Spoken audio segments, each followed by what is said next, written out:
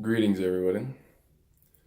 Today I want to talk about the subconscious and kind of how, habits are formed a little bit more and a little bit of insight onto, how to kind of change it maybe. So, this comes from the work of Dr. Bruce Lipton. Highly recommend you check him out. He's got a lot of other good resources. I'll probably spend the next couple of days talking about it actually because it's some pretty good information. But anyway, with regard to the subconscious, it's like there's two things I kind of want to really focus on in this and the first one is that from the time you are born until about 7 years old is the time that you are downloading your programming.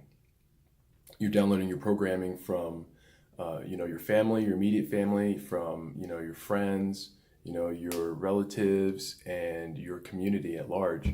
And it's kind of like, it's kind of like Beast Wars. If any of you have seen that, when the Transformers land on the planet, they are just a blank slate and then they scan their environment and find a nearby animal. And then they replicate the animal's form and use it to adapt and fit in with their environment. So you could say that, as a baby, you're coming in as pure, cosmic consciousness, full and complete. And then you come into this environment and you need to learn kind of how to go about things on a daily basis. And so it's kind of like getting an iPod, fresh out of the box and trying to push play, as Bruce Lipton likes to say. And you're not going to get any music, you're not going to get any sound out of it. But once you download some songs onto the iPod, then you push play and you're going to get something, music coming out of it. So in the same way, we kind of come into this life experience and we download this programming, we copy the same mannerisms, of, our parents, mostly our mother and our father, or whoever, is our kind of parental figure,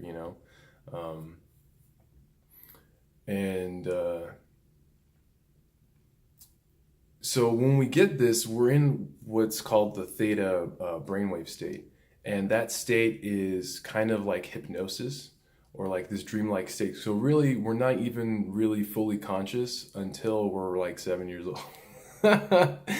Just walking around little dreaming babies, like it's pretty crazy. So one thing to consider is the next thing I want to get into is basically how when you develop these habits as you've copied, your parental figure or your guardian, is later on in life you might get people that will say, you're just like, so and so, you're just like your dad, or you're just like your mom, or you're just like this person. And they get this kind of reaction that's like, no, I'm not, absolutely not, like how dare you even try to say that. But the thing about the subconscious is that it's like an autopilot. So basically, when your conscious is present, you're here, you're engaged.